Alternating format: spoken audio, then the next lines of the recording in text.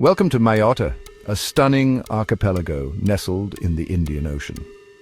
This French overseas department is known for its vibrant culture, rich history, and breathtaking landscapes.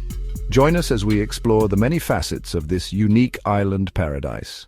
Mayotte's natural beauty is truly unparalleled. From its pristine beaches to its lush forests, the island offers a diverse range of ecosystems.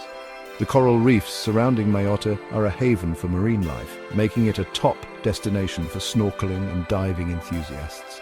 And of course, the island's volcanic landscapes add a dramatic backdrop to its already picturesque scenery.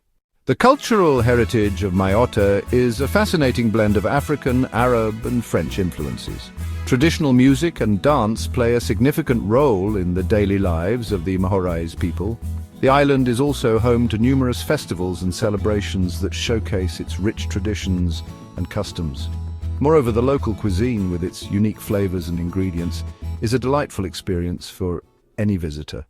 Despite its many attractions, Mayotte faces several challenges. Issues such as economic development, infrastructure, and environmental conservation are at the forefront of the island's concerns. However, with ongoing efforts and international support, there is hope for a brighter future.